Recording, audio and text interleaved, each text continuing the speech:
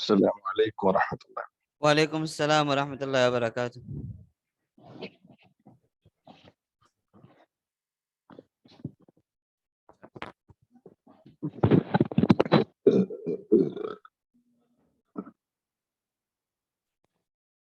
بسم الله الرحمن الرحيم وبالسند المتصل منا إلى الإمام الهمام الحافظ الحجة أمير المؤمنين في الحديث محمد بن إسماعيل بن إبراهيم بن مغيرة بن برديز الجعفي البخاري رحمه الله، نفعنا الله بعلومه وفيوضه آمين.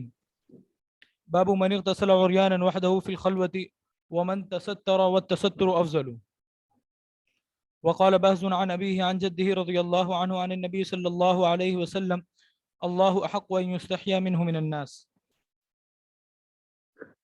بسم اللہ الرحمن الرحیم، الحمد للہ رب العالمین والصلاة والسلام علی سید الانبیاء والمرسلین محمد وآلہ وآصحابہ اجمعین، اما بعد۔ مصنف رحمۃ اللہ تعالی علیہ نے ترجمۃ الباب منعقد کیا کہ اگر کوئی آدمی غسل کر رہا ہے تو غسل کرتے ہوئے سطر چھپا کر غسل کرنے کا کیا حکم ہے، اور دوسرا اگر کوئی آدمی عریان ننگا بغیر سطر چھپائے ہوئے غسل کر رہا ہے تو اس کا کیا حکم ہے اور کس صورت میں یہ جائز اور درست ہے۔ دیکھو، اللہ جل جلالہ ومن والہ ہم کو ہر حالت میں جانتے ہیں، دیکھتے ہیں، اور اللہ جل جلالہ ومن والہ سے پردہ کرنا مشکل ہے، لیکن ہمارے لیے ادب کا تقاضا یہ ہے کہ حتی الامکان جتنا زیادہ ہو سکے اللہ تبارک و تعالیٰ سے بھی ہم شرم کریں، اور جلوت میں بھی اور خلوت میں بھی کیا ہے ننگا ہونے سے بچیں، مگر جبکہ ضرورت ہو، مجبوری ہو تو دوسری بات ہے، لیکن اس کے علاوہ پردے کے ساتھ رہنا چاہیے۔ اب رہ گئی بات غسل کی کہ غسل کرتے وقت پردہ، غسل کرتے وقت جب غسل کر رہے ہیں ہم، تو اس صورت میں اگر عوام کے سامنے یا کیا جلوت میں ہم غسل کر رہے ہیں تو اس وقت میں اپنے سطر کو چھپانا لازم اور ضروری ہے۔ سطر چھپائے بغیر غسل کرنا بے شرمی ہے، بے حیائی ہے، ممانعت ہے، منع ہے، اور اللہ تبارک و تعالیٰ کی لعنت کے حقدار ہوتے ہیں۔ اس وجہ سے ایسے وقت میں بے پردہ ہو کر غسل کرنا جائز نہیں ہے۔ لیکن اگر کوئی آدمی ایسی جگہ غسل کر رہا ہے جہاں کسی کی دوسرے آدمی کی اس کے اوپر نظر نہیں پڑتی اور وہ تنہا ہے، تو اس صورت میں، ایسی صورت میں تنہائی میں غسل کر بے پردہ غسل کرنا جائز ہے، درست ہے اور صحیح ہے۔ جب آدمی کسی بنیان میں، کسی جگہ میں غسل کر رہا ہو اور وہاں پر کسی دوسرے کے آنے کا کوئی خدشہ نہ ہو، ناجائز کسی کی نظر پڑنے کا اندیشہ نہ ہو، ایسے وقت میں بھی جب غسل کرتا ہے تو افضل اور بہتر تو یہ ہے کہ اس وقت بھی لنگی یا پردہ کر کے کیا کرے، غسل کرے۔ لیکن اگر اس وقت میں وہ ایسے ننگے طور پر غسل کرتا ہے تو ننگے طور پر غسل کرنا جائز ہے۔ ایسی حالت میں بھی کیا ہے، پردہ کر کے غسل کرنا افضل اور بہتر ہے۔ اب یہاں پر جب مسئلہ تمہارے سامنے آ گیا تو اب یہاں پر یہ بتا رہے ہیں کہ اگر کوئی آدمی غسل کر رہا ہے اور وہاں پر کوئی بے پردگی کا کوئی خطرہ نہیں ہے، کوئی دوسرا آنے والا نہیں ہے، ایسے وقت میں اگر آدمی بے پردہ غسل کرے تو غسل کرنا جائز اور درست ہے۔ حضرت موسیٰ علیہ السلام کا واقعہ ذکر کیا، لیکن حضرت موسیٰ علیہ السلام کے واقعے سے پہلے یہ بات سمجھ لو کہ اللہ تبارک و تعالیٰ نے حضرت آدم علیہ السلام کے لیے اور تمام انسان کے لیے اللہ تبارک و تعالیٰ نے فرمایا لَقَدْ خَلَقْنَا الْإِنسَانَ فِي أَحْسَنِ تَقْوِيمٍ۔ اللہ تبارک و تعالیٰ نے بہترین اعلیٰ سے اعلیٰ معیار پر اللہ تبارک و تعالیٰ نے انسانوں کی تخلیق فرمائی، اور ان انسانوں میں بھی اللہ تبارک و تعالیٰ نے جن کو اپنا مخصوص بندہ بنایا ہے، جن کو خصوصیت کے ساتھ فضیلت دی ہے، وہ ہے انبیاء اور رسول۔ اللہ تبارک و تعالیٰ نے انبیاء اور رسول کو بھی سب سے اعلیٰ، سب سے افضل، سب سے بہتر طریقے پر پیدا کیا۔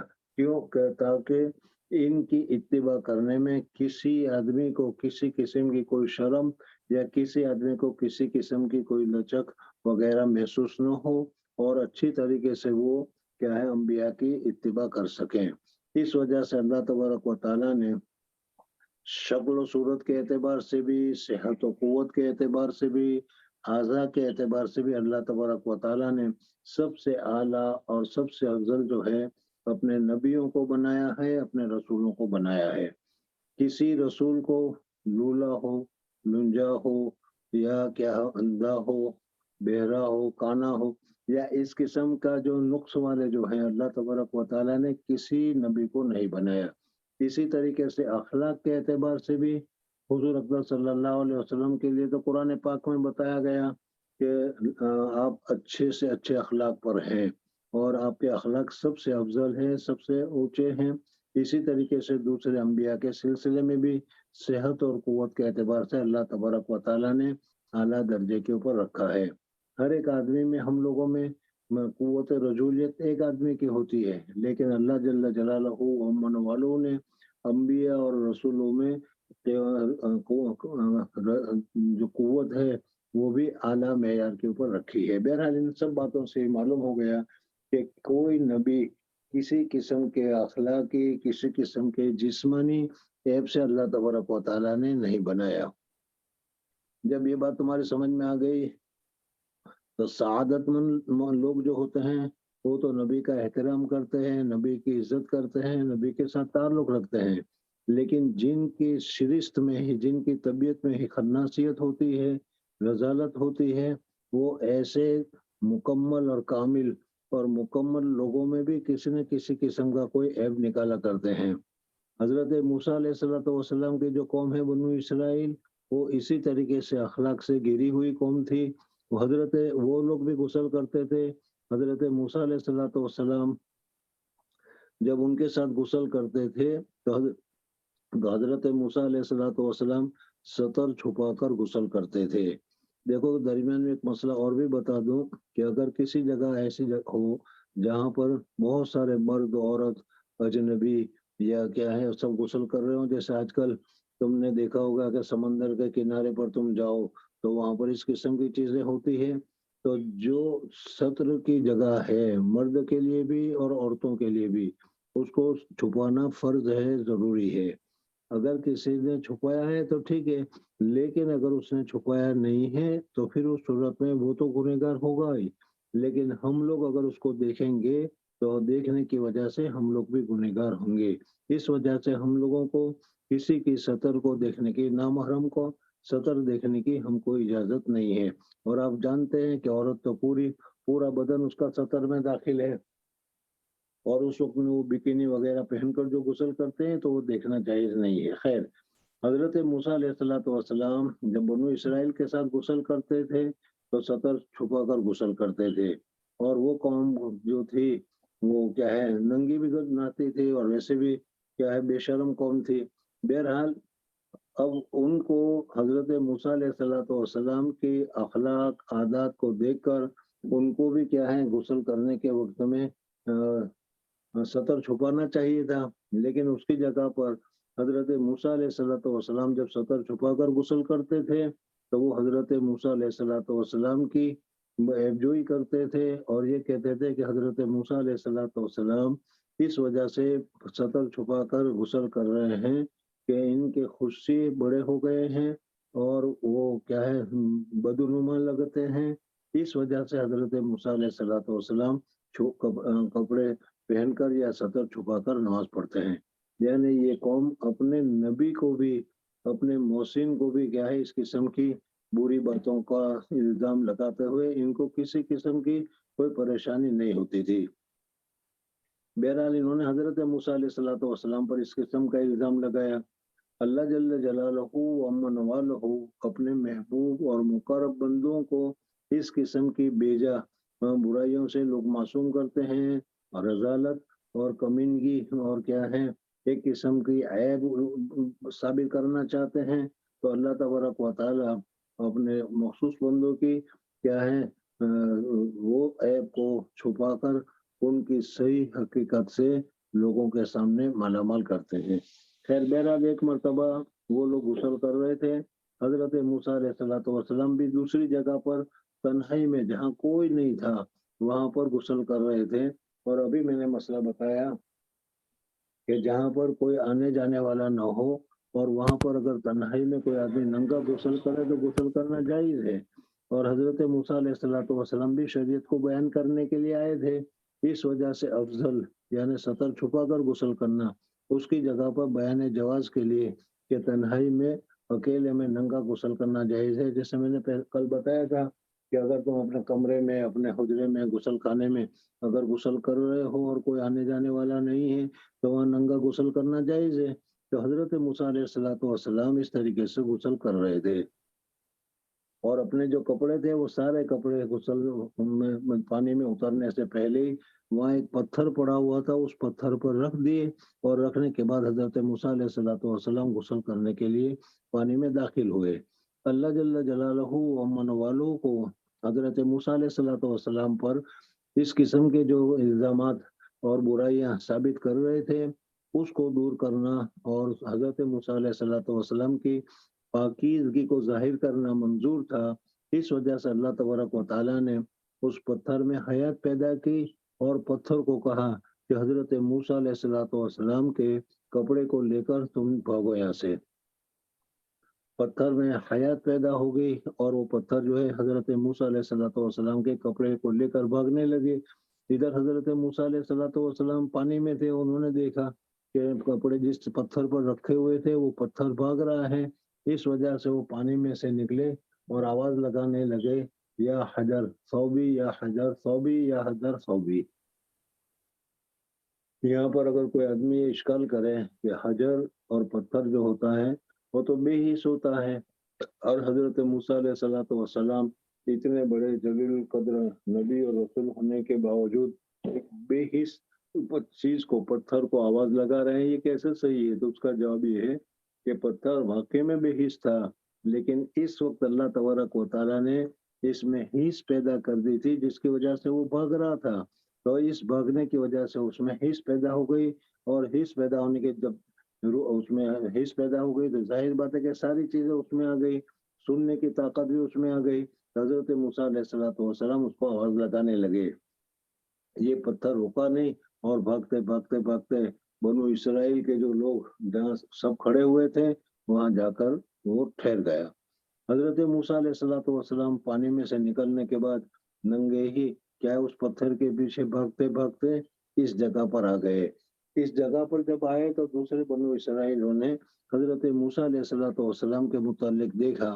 حضرت موسیٰ علیہ الصلوۃ والسلام کے متعلق جو انہوں نے برائیاں پھیلا رکھی تھی اس میں ایک یہ بھی تھا کہ حضرت موسیٰ علیہ الصلوۃ والسلام کو اس جگہ پر کوڑ ہے چمڑی سفید ہے اس وجہ سے حضرت موسیٰ علیہ الصلوۃ والسلام چھپا کر غسل کر رہے ہیں.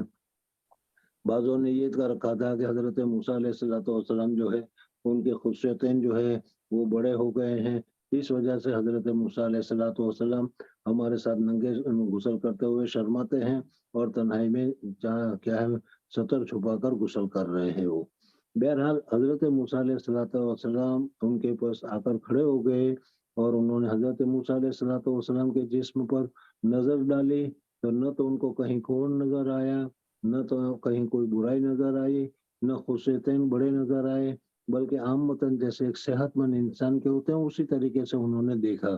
دیکھ کر کے حضرت موسیٰ علیہ الصلوۃ والسلام پر جو انہوں نے الزام لگا رکھے تھے وہ الزام سارے کے سارے ختم ہو گئے. حضرت موسیٰ علیہ الصلوۃ والسلام کو جلال اور غصہ تو آ ہی رہا تھا اور اسی غصے میں دوڑ رہے تھے اور حضرت موسیٰ علیہ الصلوۃ والسلام کا جلال مشہور بھی ہے. حضرت موسیٰ علیہ الصلوۃ والسلام نے اپنے ہاتھ میں جو لکڑی تھی اس لکڑی کے وہ حضرت پتھر کے اوپر مارنا شروع کیا اور 6 یا 7 مرتبہ اس کے اوپر کیا ہے ضرب لگائی اور پتھر کو اچھی طریقے سے پیٹا. حضرت اب یہاں پر بھی وہی سوال ہے کہ پتھر کو مارنے سے کیا فائدہ لیکن یہاں پر یہ جواب میں پہلے دے چکا ہوں کہ اللہ تبارک و تعالیٰ نے اس میں حس پیدا کی تھی اور حس پیدا کرنے کی وجہ سے مار کا جو رنج ہے مار کا جو علم ہے وہ پتھر کو محسوس ہوا. حضرت ابو ہریرہ رضی اللہ تعالیٰ عنہ فرماتے ہیں کہ حضرت موسیٰ علیہ الصلوۃ والسلام نے اس پتھر کو جو لاٹھیاں برسائی تو 6 یا 7 نشان اس پتھر پر پڑے ہوئے موجود تھے. یہ پورا واقعہ ہے.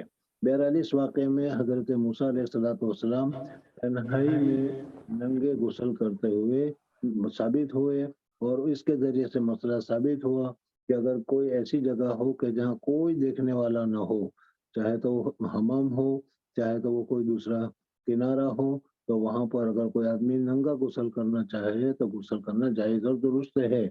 مسئلے کے اعتبار سے بھی مصنف نے بتا دیا کہ ایسی حالت میں بھی، یعنی پردے والی حالت میں بھی، اور حمام میں بھی، اور دوسری جگہ پر بھی پردے کے ساتھ غسل کرنا افضل اور بہتر ہے۔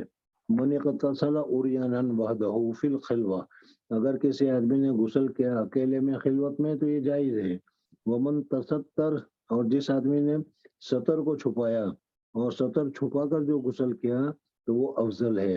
ایک دو مسئلے الگ الگ ہو گئے، جائز اور افضل۔ وقال بحث عن نبی عن جدی عن نبی صلی اللہ علیہ وسلم، اور حضور اکبر صلی اللہ علیہ وسلم کا ارشاد نقل کیا کہ اللہ جل جلالہ بہت زیادہ حقدار ہے کہ ہم اس سے شرم کریں۔ حضور اکبر صلی اللہ علیہ وسلم یا تو کیا ہے، ہم لوگ جو پردہ وغیرہ کرتے ہیں وہ لوگوں سے شرم کی وجہ سے کرتے ہیں، لیکن اللہ جل جلالہ ومن والہ پردہ کرو تو بھی، نہ پردہ کرو تو بھی ہمارے کیا ہے، ہمارے پاس بالکل ہر آن اور ہر لمحے میں اللہ جل جلالہ ہمیں دیکھتے رہتے ہیں۔ اس وجہ سے کہتے ہیں کہ اللہ تبارک و تعالیٰ سے جو پردہ کیا جا رہا ہے وہ حیا اور شرم کی وجہ سے کیا جا رہا ہے، اس وجہ سے ہر حال میں پردہ کرنا چاہیے۔ حق یستحی منہ من الناس، حدیث بیان کی حضرت ابو ہریرہ کی نبی کریم صلی اللہ علیہ وسلم سے کہ کانت بنو اسرائیل یغتسلون عراتا ينزل بعضهم الى بعض وكان موسى يغتسل وحده فقالوا والله ما يمنع موسى ان يغتسل معنا الا انه آدر، خصیہ بڑا ہو جائے اس کو، اس بیماری کو کہا جاتا ہے۔ فذهب مرة يغتسل فوضع ثوبه على حجر ففر الحجر بثوبه، حضرت موسیٰ علیہ السلام کے کپڑے لے کر وہ پتھر بھاگا۔ فجمع موسیٰ فی اثری، حضرت موسیٰ علیہ السلام بھی اس کے نقش قدم پر دوڑے، یقول صوبی یا حجر صوبی یا حجر، حتی نظرت بنو اسرائیل الی موسیٰ، جہاں بنو اسرائیل کھڑے تھے وہاں جا کر پتھر رک گیا، حضرت موسیٰ وہاں پہنچے تو انہوں نے حضرت موسیٰ علیہ السلام کے جسم اطہر کو دیکھا، اور جسم اطہر پر کسی قسم کی کوئی برائی یا کوئی کمی وغیرہ نہیں تھی، تو انہوں نے کہا قالوا واللہ ما بموسیٰ من باس، حضرت موسیٰ علیہ السلام کو تو کوئی مرض نہیں ہے۔ اب حضرت موسیٰ علیہ السلام نے کپڑے لے لیے اور پتھر پر ضرب کرنا شروع کیا۔ کہا ابو ہریرہ نے بے شک واللہ انہ لنادب بالحجر ستا او سبعا، یعنی پتھر کے اوپر 7 یا 6 لکڑی کے نشانات پڑے ہوئے تھے۔ دوسرا واقعہ تمہارے سامنے ذکر کر رہے ہیں، حضرت ایوب علیہ السلام کا۔ حضرت ایوب علیہ السلام بھی اللہ تبارک و تعالیٰ کے محبوب اور مقرب بندوں میں سے، اللہ تبارک و تعالیٰ کے نبیوں میں سے نبی ہیں، اور ان کا صبر اور صبر کے متعلق قصے تمہارے سامنے موجود ہے۔ حضرت ایوب علیہ السلام پر اللہ تبارک و تعالیٰ نے امتحان کے طور پر بہت ساری مصیبتیں، آفتیں، بلائیں حضرت ایوب علیہ السلام پر نازل کی، لیکن حضرت ایوب علیہ السلام ان تمام مصیبتوں کو برداشت کرتے رہے اور اپنی زبان سے شکوہ اور شکایت کچھ نہیں کیا بلکہ صبر کیا، حتیٰ کہ ان کی بیویاں بھی حضرت ایوب علیہ السلام کو چھوڑ کر چلی گئی۔ صرف ایک ہی بیوی تھی جو حضرت ایوب علیہ السلام کے ساتھ رہی، اور دوسری بیوی جب حضرت ایوب علیہ السلام کے اوپر یہ مصیبتیں اور پریشانی آنے لگی تو وہ چلی گئی۔ اسی طریقے سے حضرت ایوب علیہ السلام کی اولاد جو ہے وہ بھی اللہ تبارک و تعالیٰ نے لے لی، تو اولاد کے اعتبار سے، مال کے اعتبار سے، گھر کے اعتبار سے، ہر طرح سے حضرت ایوب علیہ السلام کے اوپر بہت زیادہ مصیبتیں ہوئی، لیکن اللہ جل جلالہ ومن والہ کے اس مبارک بندے نے صبر کا دامن بالکل نہیں چھوڑا اور ہر وقت وہ صبر کرتے رہے۔ اور صبر کی فضیلتوں میں سے سب سے بڑی فضیلت یہ ہے ان اللہ مع الصابرین، اللہ تبارک و تعالیٰ کی معیت، اللہ تبارک و تعالیٰ کا ساتھ صبر کرنے والوں کے ساتھ ہوتا ہے۔ اس وجہ سے حضرت ایوب علیہ السلام کو اللہ तबारक व तआला का साथ रहा, अल्लाह तबारक व तआला के महबूब बंदे रहे। और हजरत अय्यूब अलैहिस्सलाम को जब सब्र के इम्तिहान में कामयाब हो गए तो अल्लाह तबारक व तआला ने इस हालत से पहले जो उनको नेमतें अता फरमाई थी, दुनियावी और क्या है, माली मकानी, सब किस्म की, अल्लाह जल्ल जलालहू व मन वालों ने इम्तिहान में कामयाब होने के बाद वो नेमतें दुगनी अता फरमाई, यानी माल दौलत भी ज्यादा, मकानात भी ज्यादा, खूबसूरती और हुस्न भी ज्यादा, औरतें भी अल्लाह तबारक व तआला ने उनको जितनी जो औरतें छोड़कर चली गई थी उनके मुकाबले में और अता फरमाया। यानी तमाम नेमतों से, माल और दौलत से हजरत अय्यूब अलैहिस्सलाम को अल्लाह तबारक व तआला ने नवाज दिया। एक मरतबा हजरत अय्यूब अलैहिस्सलाम गुस्ल कर रहे थे और जाहिर बात है कि हजरत अय्यूब अलैहिस्सलाम जो गुस्ल कर रहे थे वो तन्हाई में गुस्ल कर रहे थे, इसलिए कि मैंने अभी मसला बताया कि पब्लिक में तो नंगा होकर गुस्ल करना जायज नहीं है, लेकिन अगर तन्हाई में कोई आदमी नंगा होकर गुस्ल करे तो नंगा होकर गुस्ल करना जायज है। तो हजरत अय्यूब अलैहिस्सलाम भी अपना जगह पर क्या है, नंगे होकर गुस्ल फरमा रहे थे। अल्लाह जल्ल जलालहू व अमन वालों ने हर चीज पर कादिर है। अल्लाह जल्ल जलालहू व अमन वालों ने हजरत अय्यूब अलैहिस्सलाम के ऊपर सोने की टिड्डियां, टिड्स जिसको कहते हैं सोने के, वो बरसाने शुरू किए। गुस्ल कर रहे हैं और क्या है, हजरत अय्यूब अलैहिस्सलाम गुस्ल खाने में हैं, नंगे गुस्ल कर रहे हैं और वहां पर सोना बरस रहा है या सोनियों की टिड्डियां बरस रही है। तो हजरत अय्यूब अलैहिस्सलाम ने गुस्ल करना छोड़ दिया और वो जो सोने की टिड्डियां गिर रही थी उन सोने की टिड्डियों को जमा करना शुरू किया। तो आपको तो समझ में नहीं आएगा, लेकिन मैं ये बताऊं कि आप गुस्ल खाने में गुस्ल कर रहे हो और 500 की नोटें छत पर से एक के बाद एक, एक के बाद एक, एक के बाद एक जब गिरने लगेगी, अब समझ में आ गया होगा ना। तो फिर वो गुस्ल उसल सब छोड़कर वो नोट को जमा करने की फिक्र में लग जाते हैं।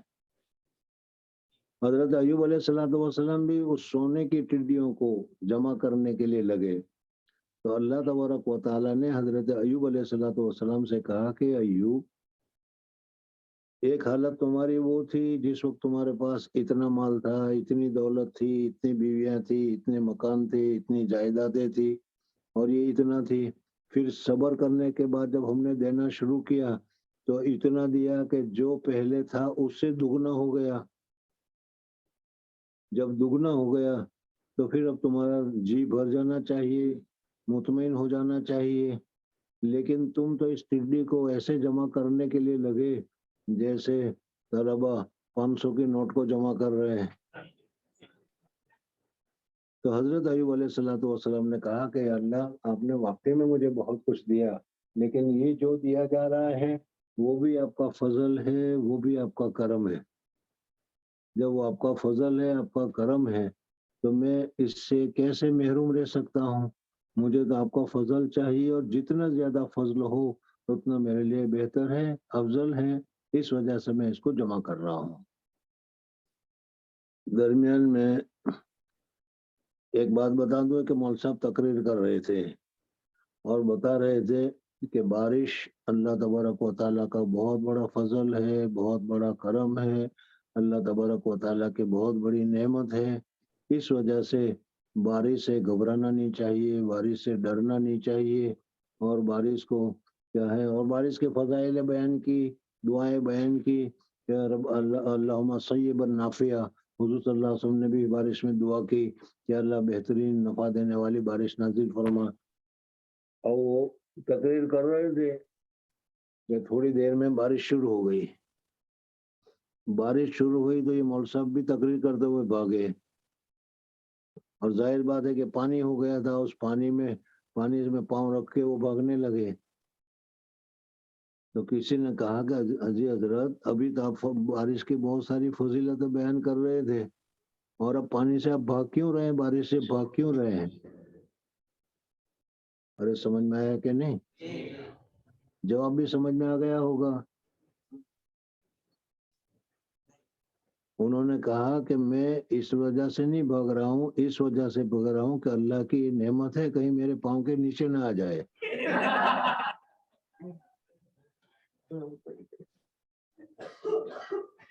تو حضرت ایوب علیہ الصلوۃ والسلام نے کہا کہ اللہ کی نعمت ہے، میں اگر اس کی طرف توجہ نہ کروں تو اللہ کی نعمت سے اعراض کرنا لازم آئے گا، اور میں اللہ کی نعمت کا بہت زیادہ محتاج ہوں۔ بہرحال مصنف رحمۃ اللہ تعالیٰ علیہ نے دو واقعات تمہارے سامنے ذکر کیے، اور اس سے یہ بتایا کہ اگر تنہائی میں غسل کر رہے ہو، کوئی آنے جانے والے نہ ہو، تو کیا ہے ننگا غسل کرنا درست ہے، لیکن اگر ایسا نہ ہو تو سطر چھپا کر غسل کرنا ضروری ہے۔ جی حدثنا اسحاق بن نصر قال حدثنا عبد الرزاق عن معمر عن همام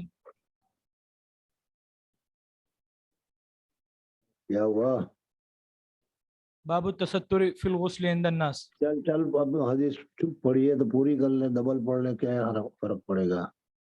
عن ابی یہ بے توجہ سے بیٹھنے کا یہی نتیجہ ہوتا ہے کہ یاد نہیں رہتا کہ پڑھا ہے کہ نہیں پڑھا ہے۔ جی عن ابي هريره رضي الله عنه عن النبي صلى الله عليه وسلم قال كانت بنو اسرائيل يغتسلون عراة ينظر بعضهم الى بعض وكان موسى عليه السلام يغتسل وحده فقالوا والله ما يمنع موسى ان يغتسل معنا الا انه عذر فذهب مرة يغتسل فوضع ثوبه على حجر ففر الحجر بثوبه فجمح موسى في اثره يقول ثوبي يا حجر ثوبي يا حجر حتى نظرت بنو اسرائيل الى موسى عليه السلام وقالوا والله ما بموسى من بأس واخذ ثوبه وطفق بالحجر ضربا.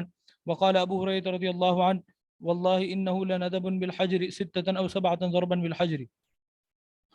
وعن أبي هريرة رضي الله عنه عن النبي صلى الله عليه وسلم قال بين أيوب يغتسل عريانا فخر عليه جراد من ذهب فجعل أيوب يحتثي في ثوبه فناداه ربه يا أيوب ألم أكن أغنيتك عما ترى قال بلى وعزتك ولكن لا غنى عن بركتك. ورواه إبراهيم عن موسى بن عقبة عن صفوان عن عطاء بن يسار عن أبي هريرة رضي الله عنه عن النبي صلى الله عليه وسلم قال بين أيوب يغتسل عريانا. یعنی اس حدیث میں اس سند میں حضرت ایوب علیہ السلام کا بھی عریانا غسل کرنا ثابت ہو رہا ہے۔ جی باب التستر في الغسل عند الناس۔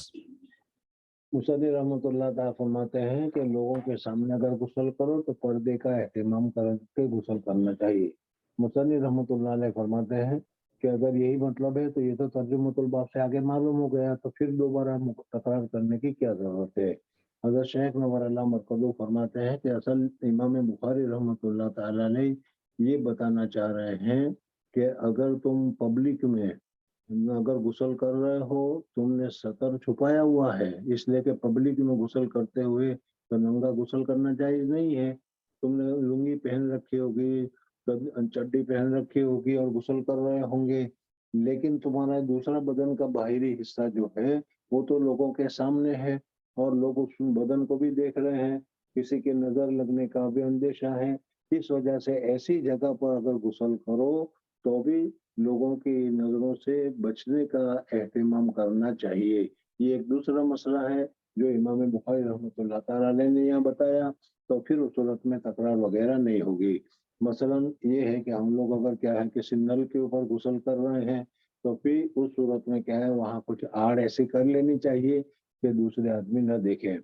حضور اکبر صلی اللہ علیہ وسلم فتح مکہ کے موقع پر مکہ مکرمہ تشریف لے گئے، اور وہاں پر حضور اکبر صلی اللہ علیہ وسلم نے قیام فرمایا، اور پھر اس وقت حضور اکبر صلی اللہ علیہ وسلم پردہ کر رہے تھے، اور اس وقت حضور اکبر صلی اللہ علیہ وسلم کے غسل کرنے کی جگہ کا ایک چادر کے ذریعے سے پردہ کیا گیا تھا۔ تو معلوم ہوا کہ اگر کیا ہے کھلے میں غسل کر رہے ہو تو لوگوں کی نظروں سے اپنے جسم کو بچانا اچھا ہے، افضل ہے، بہتر ہے۔ اس وجہ سے التستر فی الغسل عند الناس کا ترجمہ ثابت ہو گیا۔ جی حدثنا عبد الله بن مسلمة عن مالك عن أبي النضر مولى عمر بن عبيد الله أن أبا مرة مولى أم هاني بنت أبي طالب أخبره أنه سمع أم هاني یہ ام ہانی یعنی حضرت علی رضی اللہ تعالیٰ عنہ کی یہ بہن ہے، اور حضرت ابو طالب کی یہ بیٹی ہے۔ یہ حضور اکبر صلی اللہ علیہ وسلم فتح مکہ پر مکہ کے لیے جب تشریف لے گئے تو حضرت ام ہانی حضور اکبر صلی اللہ علیہ وسلم کے پاس تشریف لے گئی۔ جس وقت حضرت ام ہانی حضور اکبر صلی اللہ علیہ وسلم کے پاس تشریف لے گئی اس وقت حضور اکرم صلی اللہ علیہ وسلم غسل فرما رہے تھے اور اپنے جسمانی پردے کے علاوہ بھی ایک دوسرا پردہ چادر سے کیا ہوا تھا، جس سے امام بخاری رحمۃ اللہ تعالیٰ علیہ یہ ترجمہ ثابت کرنا چاہ رہے ہیں۔ تو بہرحال حضرت ام ہانی گئی اور جا کر انہوں نے حضور اکرم صلی اللہ علیہ وسلم سے پوچھا جی أنه سمع أم هانٍ بنت أبي طالب رضي الله عنها تقول ذهبت إلى رسول الله صلى الله عليه وسلم عام الفتح فوجدته يغتسل وفاطمة تستره فقال یعنی وہ جو پردہ جو تھا اس میں حضرت فاطمہ رضی اللہ تعالیٰ عنہ جو تھی انہوں نے وہ چادر پکڑ رکھی تھی اور اس وقت چادر کی وجہ سے حضور اکرم صلی اللہ علیہ وسلم جو غسل کر رہے تھے، خود حضور صلی اللہ علیہ وسلم نے سطر تو چھپا ہی رکھا تھا، لیکن بدن کا دوسرا حصہ جو تھا، اوپری حصہ جو تھا، وہ بھی لوگوں سے چھپا ہوا تھا جی۔ فقال من هذه فقلت أنا أم هانين. حدثنا عبدان قال أخبرنا عبد الله قال أخبرنا سفيان عن الأعمش عن سالم بن أبي الجعد عن كريب عن ابن عباس رضي الله عنهما عن ميمونة رضي الله عنها قالت سترت النبي صلى الله عليه وسلم وهو يغتسل من الجنابة فغسل يديه ثم صب بيمينه على شماله فغسل فرجه وما أصابه ثم مسح بيده على الحائط أو الأرض ثم توضأ وضوءه لصلاة غير رجليه ثم أفاض على جسده الماء ثم تنحى فغسل قدميه تابعه ابو عوانة وابن فضیل فی الستر۔ مصنف رحمۃ اللہ تعالیٰ علیہ نے یہاں پر یہ حدیث ذکر کی، یہ حدیث بھی پہلے تمہارے سامنے ذکر ہو چکی ہے کہ حضرت میمونہ رضی اللہ تعالیٰ عنہ حضور اکرم صلی اللہ علیہ وسلم کا ایک غسل کا طریقہ بتاتے ہیں، اور ایک حضرت عائشہ صدیقہ رضی اللہ تعالیٰ عنہ جو ہے وہ بھی غسل کا ایک طریقہ بتاتے ہیں، اور دونوں میں فرق یہ ہے کہ حضور اکرم صلی اللہ علیہ وسلم نے جب وضو کیا تو اس وقت حضرت عائشہ صدیقہ رضی اللہ تعالیٰ عنہ فرماتی ہیں کہ حضور اکرم صلی اللہ علیہ وسلم نے پاؤں مبارک بھی دھو لیے، اور حضرت میمونہ رضی اللہ تعالیٰ عنہ فرماتی ہیں کہ حضور اکرم صلی اللہ علیہ وسلم نے جب وضو کیا اس کو پاؤں نہیں دھوئے، غسل کر لیا اور غسل سے فارغ ہو گئے، پھر اس کے بعد حضور اکرم صلی اللہ علیہ وسلم نے پاؤں دھوئے۔ یہ حدیث پہلے گزری تھی اور اس میں بتایا تھا کہ جس جگہ پر مائع مستعمل جمع ہوتا ہو وہاں پر اگر تم پاؤں دھو گے تو پھر وہ پانی میں پاؤں پڑیں گے، اس لیے پاؤں پھر دھونے پڑیں گے، گندے ہو جائیں گے، پھر دھونے پڑیں گے۔ اور اگر کوئی غسل خانہ ایسا ہے کہ جس میں پانی جمع نہیں ہوتا اور پانی نکل جاتا ہے تو ایسے وقت میں پاؤں دھو گے تو مائع مستعمل میں نہیں پڑیں گے، تو اس کو کیا ہے پاؤں کو دھو لینا چاہیے۔ یہ مسئلے پر یہ حدیث تمہارے سامنے گزری تھی۔ حضرت عائشہ صدیقہ رضی اللہ تعالیٰ عنہ کے یہاں جو غسل خانہ تھا وہ پانی فوراً نکل جایا کرتا تھا، اور حضرت میمونہ رضی اللہ تعالیٰ عنہ کے یہاں جو غسل خانہ تھا وہ پانی ذرا آہستہ نکلتا تھا، یہ نہیں کہ وہیں جمع رہتا تھا، بلکہ شروع میں تو جمع رہتا تھا، پھر تھوڑی دیر کے بعد وہ آہستہ آہستہ چھوٹی جگہ ہوگی، اس وجہ سے آہستہ آہستہ وہاں سے پانی نکل جایا کرتا ہوگا۔ تو حضور اکرم صلی اللہ علیہ وسلم کیا، بہرحال یہاں پر حضرت میمونہ رضی اللہ تعالیٰ عنہ فرما رہی ہے کہ حضور اکرم صلی اللہ علیہ وسلم غسل کر رہے ہیں، سطر تو حضور اکرم صلی اللہ علیہ وسلم کا چھپا ہوا ہوتا ہی تھا، لیکن اس کے باوجود حضرت میمونہ رضی اللہ تعالیٰ عنہ فرماتے ہیں کہ ایک دوسرا پردہ کیا ہوا تھا تاکہ کوئی اچانک آ جائے تو وہ حضور اکرم صلی اللہ علیہ وسلم کے جسم اتھر وغیرہ کو نہ دیکھ سکے جی۔ باب اذا احتلمت المرأة۔ حدثنا عبد الله بن يوسف قال أخبرنا مالك عن هشام بن عروة عن أبيه عن زينب بنت أبي سلمة عن أم سلمة أم المؤمنين رضي الله عنها أنها قالت جاءت أم سليم امرأة أبي طلحة إلى رسول الله صلى الله عليه وسلم فقالت يا رسول الله إن الله لا يستحيي من الحق هل على المرأة من غسل إذا هي احتلمت؟ فقال رسول الله صلى الله عليه وسلم نعم إذا رأت الماء۔ یہ حدیث بھی پہلے تمہارے سامنے گزر گئی تھی کہ حضور اکرم صلی اللہ علیہ وسلم سے کیا ہے بہت ہی شرمیلی باتیں جو ہے، شرم والے مسائل بھی انصار عورتیں پوچھنے میں شرم نہیں کرتی تھی، اس وجہ سے ایسے مسائل بھی ادب کے ساتھ احترام کے ساتھ پوچھ لیے جانا چاہیے اور پوچھنا چاہیے، یہ پہلے گزر چکا تھا۔ اور آج جو مسئلہ بیان فرما رہے ہیں اس میں ہے کہ جب عورت کو احتلام ہو تو پھر اس صورت میں اس کو غسل کرنا چاہیے، یا غسل کرنا یا عورت کو احتلام ہو یا نہیں ہوتا ہے، اس مسئلے کو یہاں پر ذکر کیا۔ یہ مسئلہ بھی پہلے بتا دیا تھا کہ احتلام جو ہوتا ہے عامتاً شیطان کے اثرات کی وجہ سے ہوتا ہے، اور حضور اکرم صلی اللہ علیہ وسلم کی ازواج مطہرات کو اللہ تبارک و تعالیٰ نے شیطانی اثرات سے بچایا ہے، اس وجہ سے ازواج مطہرات کو احتلام نہیں ہوتا۔ لیکن اس میں سوال یہ پیدا ہوتا ہے کہ حضور اکرم صلی اللہ علیہ وسلم کے پاس حضرت عائشہ صدیقہ رضی اللہ تعالیٰ عنہ کے علاوہ دوسری عورتیں وہ آئی تھی، وہ سب کے سب پہلے شادی شدہ تھی. جس وقت وہ شادی شدہ تھی اس وقت کی حالت کے اعتبار سے تو ان کو احترام ہونا چاہیے. جیسے حضرت ام سلمہ رضی اللہ تعالیٰ عنہ وغیرہ ہیں کہ وہ پہلے ابو سلمہ سے انہوں نے نکاح کیا تھا، بچے بھی ہو گئے تھے، پھر اخیر میں حضور اکرم صلی اللہ علیہ وسلم کے ساتھ ان کا نکاح ہوا. تو اس وقت اس جواب میں بتایا تھا کہ اللہ جل جلالہ نے مرد میں حرارت اور گرمی زیادہ رکھی ہے، عورت میں اللہ تبارک و تعالیٰ نے حرارت اور گرمی ذرا سے کم رکھی ہے مقدار کے اعتبار سے. اسی وجہ سے مرد کے حرارت کی وجہ سے اس کے خصوصیتیں اللہ تبارک و تعالیٰ نے باہر رکھے ہیں، اور عورت کے خصوصیتیں اللہ تبارک و تعالیٰ نے بدن ہی میں رکھے ہیں. بہرحال دوسری وجہ یہ ہے کہ عورت کو ہر مہینے حیض آتا رہتا ہے، اور اس حیض کی وجہ سے اس کی گرمی نکل جایا کرتی ہے. اس وجہ سے بھی ان کو احترام نہیں ہوتا. مطلب کہ عورتوں کو احترام بہت کم ہوتا ہے، بعضوں کو تو زندگی میں کبھی نہیں ہوتا اور بعضوں کو ہوتا ہے. یہاں پر یہ مسئلہ بتایا کہ اگر خواب میں عورت دیکھے کہ وہ جمع کرا رہی ہے اور اس کو احتلام ہو جائے تو اس صورت میں اگر منی کا خروج ہو تو اس کے اوپر غسل کرنا فرض ہوگا، اور اگر منی کا خروج نہ ہو تو پھر غسل کرنا فرض نہیں ہوگا. اس مسئلے کو یہاں پر ذکر کیا گیا ہے. جی باب عرق الجنوب وأن المسلم لا ينجس.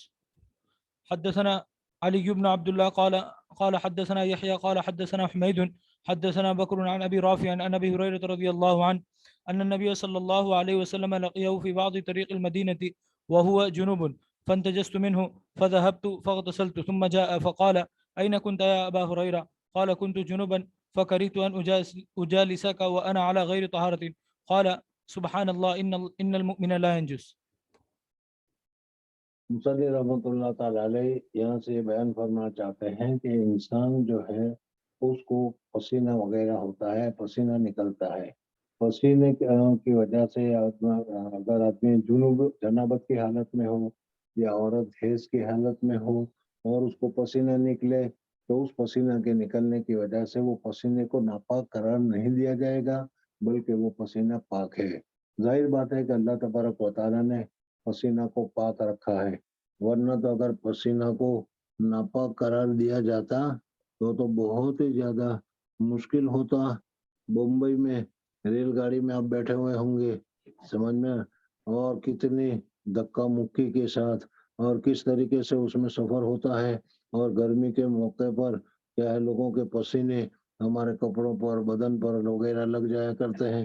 تو اگر یہ ناپاک ہوتا تو بڑا مشکل ہوتا. بہرحال پسینے کا حکم لعاب کا حکم ہے، جس کا لعاب پاک ہے اس کا پسینہ بھی پاک ہے. اس وجہ سے انسان کا لعاب پاک ہے تو اس کا پسینہ بھی پاک ہوگا. اس وجہ سے اگر پسینہ کسی کا لگ جائے یا اپنا پسینہ ہو وہ پسینہ ناپاک نہیں ہے، اس کو ناپاک سمجھنے کی ضرورت نہیں ہے. ہاں، غسل کی وجہ سے انسان کے بدن پر ایک ناپاکی کا شروع ہوتا ہے، حدث کا ایک شروع ہوتا ہے، لیکن اس حدث کے شروع ہونے کی وجہ سے ہاتھ کو ناپاک یا گندا قرار دیا جائے، بدن کو ناپاک یا گندا قرار دیا جائے، یہ بات نہیں ہے. وہ نجاست حکمی ہے. جب یہ بات سمجھ میں آ گئی تو یہاں پر ایک واقعہ ذکر کیا جا رہا ہے کہ حضرت ابو ہریرہ رضی اللہ تعالیٰ عنہ حضور اکرم صلی اللہ علیہ وسلم کے مدرسے کے طالب علم تھے، اصحاب صفہ میں تھے، اور حضرت ابو ہریرہ رضی اللہ تعالیٰ عنہ کو ایک مرتبہ احتلام ہو گیا. شادی نہیں کی تھی، احتلام ہو گیا، اور احتلام ہونے کے بعد وہ بازار میں کسی چیز کو لینے کے لیے چلے گئے. جب بازار میں گئے تو انہوں نے ان کو حضور اکرم صلی اللہ علیہ وسلم سامنے نظر آئے. حضرت ابو ہریرہ رضی اللہ تعالیٰ عنہ ڈر گئے کہ میں تو ابھی غسل بھی نہیں کیا، ناپاک ہوں، اور حضور اکرم صلی اللہ علیہ وسلم مل گئے. اور ظاہر بات ہے کہ حضور اکرم صلی اللہ علیہ وسلم کے ساتھ جو تعلق تھا اس تعلق کی وجہ سے حضور اکرم صلی اللہ علیہ وسلم حضرت ابو ہریرہ سے ملیں گے، ملاقات کریں گے، اور حضور اکرم صلی اللہ علیہ وسلم پاک ہے اور میں ناپاک ہوں. اس وجہ سے حضرت ابو ہریرہ رضی اللہ تعالیٰ عنہ کیا ہے حضور اکرم صلی اللہ علیہ وسلم سے ملنے سے کترانے لگے. لیکن حضور اقدس صلی اللہ علیہ وسلم نے حضرت ابو ہریرہ کو بلا لیا اور حضرت ابو ہریرہ رضی اللہ تعالیٰ عنہ کے ہاتھ کو حضور اقدس صلی اللہ علیہ وسلم نے پکڑ لیا. بہرحال حضور اقدس صلی اللہ علیہ وسلم کے ساتھ حضرت ابو ہریرہ رضی اللہ تعالیٰ عنہ اس حالت میں کہ وہ غسل کے محتاج ہیں اور حضور اقدس صلی اللہ علیہ وسلم نے ان کے ہاتھ کو پکڑ رکھا ہے. لیکن اب کیا کر سکتے تھے؟ لیکن وہ انتظار میں رہے کہ جہاں حضور اقدس صلی اللہ علیہ وسلم مجھے چھوڑے تو میں جلدی سے بھاگوں اور یہاں سے چلا جاؤں اور جا کر غسل کر لوں اور غسل کرنے کے بعد پھر حضور اقدس صلی اللہ علیہ وسلم کے پاس آؤں بیٹھوں. وہ حضور صلی اللہ علیہ وسلم مجھے ہاتھ لگایا تو کوئی پریشانی کی بات نہیں ہے. اس وجہ سے جہاں حضور اقدس صلی اللہ علیہ وسلم نے ان کے ہاتھ کو چھوڑا وہ چپکے سے سرک گئے اور سرکنے کے بعد جلدی سے جا کر انہوں نے غسل کیا اور غسل کر کے واپس آئے. حضور اقدس صلی اللہ علیہ وسلم نے حضرت ابو ہریرہ سے کہا کہ ابو ہریرہ کہاں چلے گئے تھے تم؟ تو کہا کہ یا رسول اللہ صلی اللہ علیہ وسلم میں جنوبی تھا، غسل نہیں کیا تھا، اس وجہ سے میں جلدی سے گیا اور غسل کر کے آ گیا اور میں نہیں چاہتا تھا کہ میرے گندے اور ناپاک جسم کو آپ کا مبارک ہاتھ لگے، اس وجہ سے میں چلا گیا. تو اس وقت حضور اقدس صلی اللہ علیہ وسلم نے فرمایا المسلم لا ینجس، مسلمان ناپاک نہیں ہوتا. اس وجہ سے اگر اس کے مثلا تم نے پیشاب کیا ہے، تم نے پاخانہ کیا ہے تو ایک حدث ہے، ناپاکی ہے مانوی طور پر جو تمہارے بدن کو لگ گئی، لیکن تمہارا ہاتھ یا تمہارا بدن جو ہے وہ گندا یا ناپاک قرار نہیں دیا جائے گا. اس وجہ سے اگر تم کو احتلام کی ضرورت پیش آ گئی، احتلام ہو گیا، احتلام ہونے کی وجہ سے غسل کی ضرورت تو ہو گئی، لیکن تمہارا ہاتھ پاک ہے، تمہارا پاؤں پاک ہے، تمہارا بدن پاک ہے، اس وجہ سے المسلم لا ینجس، مسلمان ناپاک نہیں ہوتا، فکر کرنے کی ضرورت نہیں ہے. جی باب الجنب یخرج ویمشی فی السوق وغیرہ. اگر ایسا ہوتا ناپاک ہوتا تو احتلام کی حالت میں، حیض کی حالت میں پھر عورت بدن ناپاک ہو گیا، جو کپڑے پہنے وہ کپڑے ناپاک ہو گئے، جو جگہ بیٹھی وہ جگہ ناپاک ہو گئی تو پھر معاملہ بڑا مشکل ہو جاتا. اس وجہ سے اللہ تبارک و تعالیٰ نے فرمایا کہ المسلم لا ینجس. جی باب الجنب یخرج ویمشی فی السوق وغیرہ. وقال عطاء یحتجم. یہی صاحب مسئلہ بتا رہے ہیں کہ اگر جنوبی غسل بیوی کے ساتھ جمع کیا ہے پھر ابھی تک غسل نہیں کیا اور غسل نہ کرنے کی شکل میں، دیکھو مسئلہ یاد رکھ لو کہ فوراً غسل کر لینا افضل ہے، بہتر ہے. لیکن اگر کسی نے افضل اور بہتر پر عمل نہیں کیا اور فوراً غسل نہیں کیا تو اچھا یہ ہے کہ اس جگہ کو دھو لو، وضو کر لو اور وضو کر کے سو جاؤ اور پھر تاخیر سے غسل کرنا ہے تو تاخیر سے غسل کر سکتے ہو. جنوبی آدمی اگر غسل نہ کرے اور اتنی تاخیر کرے کہ جس کی وجہ سے نماز اس کے اوپر قضا ہو جائے تو پھر اس صورت میں ایسے جنوبی کے گھر سے فرشتے نکل جاتے ہیں اور فرشتے داخل نہیں ہوتے.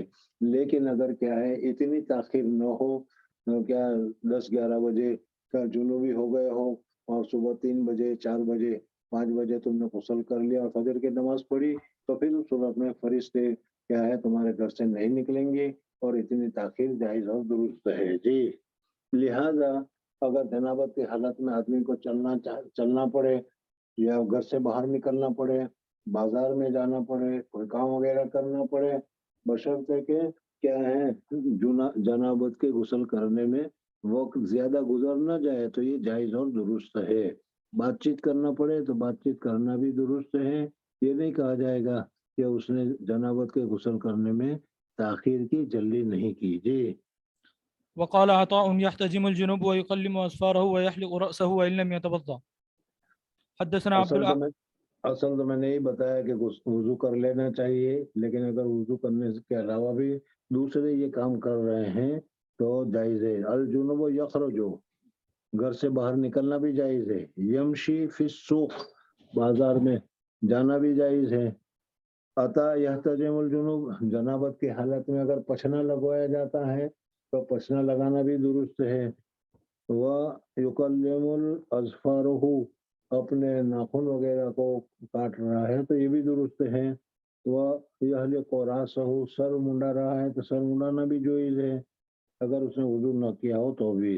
جی حدثنا عبد الأعلى بن حماد قال حدثنا يزيد بن زريع قال حدثنا سعيد عن قتادة أن أنس بن مالك رضي الله عنه حدثهم أن النبي الله صلى الله عليه وسلم كان يطوف على نسائه في الليلة الواحدة مصنف رحمۃ اللہ تعالیٰ علیہ نے جنابت کی حالت میں چلنا، جنابت کی حال میں بولنا وغیرہ کے ثبوت کے لیے، دلیل کے لیے یہ حدیث ذکر کی کہ حضور اکرم صلی اللہ علیہ وسلم جب کبھی سفر میں جانا ہوتا تھا، حضور اکرم صلی اللہ علیہ وسلم جب حج کے لیے تشریف لے جاتے تھے یا ایسا کوئی موقع ہوتا تھا تو پھر اس وقت میں ایک دن ایسا رکھا تھا حضور اکرم صلی اللہ علیہ وسلم نے کہ تمام بیویوں کے ساتھ حضور اکرم صلی اللہ علیہ وسلم جمع کرتے تھے تاکہ عورتوں کا حق بھی ادا ہو جائے اور آدمی کو بھی کیا پریشانی وغیرہ نہ ہو۔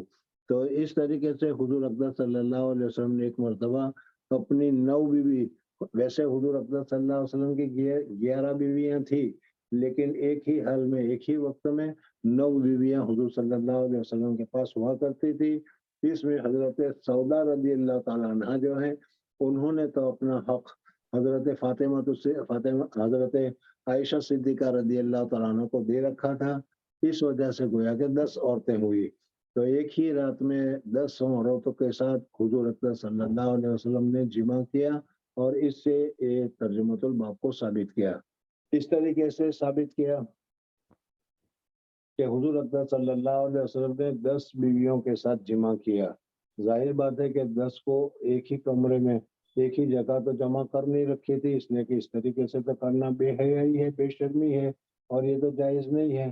ہر ایک عورت اپنے اپنے گھر میں تھی، اپنے اپنے جگہ میں تھی اور حضور اکرم صلی اللہ علیہ وسلم نے اس عورت کے ساتھ جمع کیا، جمع کرنے کے بعد دوسری عورت کے گھر گئے، دوسری عورت کے ساتھ جمع کیا، تیسری عورت کے پاس گئے، وہاں جمع کیا۔ تو اس طریقے سے غسل کی حالت میں ایک جگہ سے نکل کر دوسری جگہ تک چلنا ثابت ہو گیا۔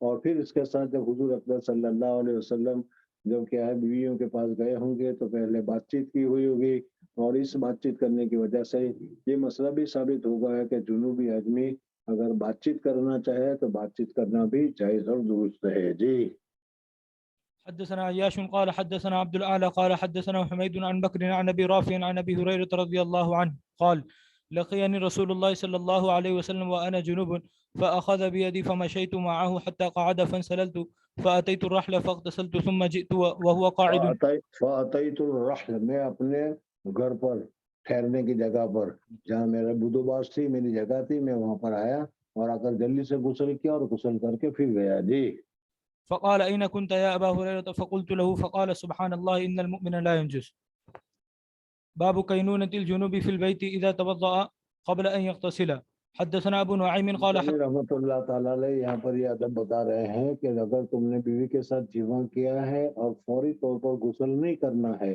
تو پھر اس صورت میں کیا کرو، استنجا کر لو، اس جگہ کو دھو لو اور وضو کر لو اور وضو کرنے کے بعد پھر سو جاؤ تاکہ کیا ہے فی الجملہ کچھ طہارت پر تمہارا سونا ہو، اس لیے کہ مکمل تو پاک ہوں گے نہیں لیکن فی الجملہ طہارت ہوگی اور پھر جب تم اٹھو صبح تو اس کو غسل کر لینا۔ جی حدثنا ابو نعيم قال حدثنا هشام وشيبان عن يحيى عن ابي سلمة قال سألت عائشة أكان النبي صلى الله عليه وسلم يرقد وهو جنب قالت نعم ويتوضأ۔ ظاہر بات ہے کہ یہ مسئلے حضرت ازواج مطہرات ہی جانتی ہے، ازواج مطہرات ہی سمجھتی ہے، اس لیے حضرت عائشہ صدیقہ رضی اللہ تعالیٰ عنہ سے پوچھا کہ کبھی کوئی ایسا واقعہ ہوا ہے کہ حضور اکرم صلی اللہ علیہ وسلم نے جمع کیا ہو اور فوراً غسل نہیں کیا ہو تو کیا کرتے تھے؟ حضرت عائشہ صدیقہ رضی اللہ تعالیٰ عنہ نے بتایا کہ ہاں ایسا ہوتا تھا تو حضور اکرم صلی اللہ علیہ وسلم اس جگہ کو دھو لیتے تھے، وضو کرتے تھے اور وضو کر کے آرام فرمایا کرتے تھے۔ جی باب نوم الجنوب حدثنا قتيبة بن سعيد قال حدثنا الليث عن نافع عن ابن عمر رضي الله عنهما أن عمر بن الخطاب رضي الله عنه سأل رسول الله صلى الله عليه وسلم أيرقد أحدنا وهو جنوب قال نعم إذا توضأ أحدكم فليرقد وهو جنوب۔ حضرت عمر رضی اللہ تعالیٰ عنہ فرماتے ہیں کہ حضرت عمر فاروق رضی اللہ تعالیٰ عنہ نے حضور اکرم صلی اللہ علیہ وسلم سے سوال پوچھا کہ یا رسول اللہ صلی اللہ علیہ وسلم بیوی کے ساتھ کیا جمع کیا جائے اور فوراً غسل نہیں کیا جائے تو بغیر غسل کے لیٹنا جائز ہے کہ نہیں؟ حضور اکرم صلی اللہ علیہ وسلم نے فرمایا کہ ہاں جائز ہے، اس جگہ کو دھو لو، وضو کر لو اور وضو کر کے لیٹ جاؤ۔ جی باب الجنوب يتوضأ ثم ينام حدثنا يحيى بن بكير قال حدثنا الليث قال حدثنا الليث عن عبيد الله بن ابي جعفر عن محمد بن عبد الرحمن عن عروة عن عائشة رضي الله عنها قالت كان النبي صلى الله عليه وسلم إذا أراد أن ينام وهو جنب غسل فرجه وتوضأ للصلاة. حدثنا موسى بن إسماعيل قال حدثنا جويرة عن نافع عن عبد الله بن عمر رضي الله عنهما قال استفتى عمر النبي صلى الله عليه وسلم أينام أحدنا وهو جنوب قال نعم إذا توضأ. حدثنا عبد الله بن يوسف قال أخبرنا مالك عن عبد الله بن دينار عن عبد الله بن عمر رضي الله عنهما أنه قال ذكر عمر بن الخطاب لرسول الله صلى الله عليه وسلم أنه تصيبه الجنابة من الليل فقال له رسول الله صلى الله عليه وسلم توضأ واغسل ذكرك ثم نم. باب کیا یہ 3-4 حدیثیں پڑھی اس میں کچھ کہنے کی ضرورت ہے؟ وہ تو بتا دیا. باب اذا التقى الختانان. مصنف رحمۃ اللہ تعالیٰ علیہ اب یہاں سے ایک دوسرا مسئلہ بیان کرتے ہیں کہ اذا التقى الختانان، ابتدائی زمانے میں اگر مرد اور بیوی کے ساتھ جمع کر رہا ہے، جمع کرنے میں اگر منی کا خروج نہ ہو اور جمع بند کر دیا جائے تو غسل کرنا واجب نہیں تھا. الماء یعنی واجب ہوگا غسل من خروج الماء، پانی کے نکلنے پر، لیکن اگر پانی نہ نکلے تو غسل کرنا ضروری نہیں تھا.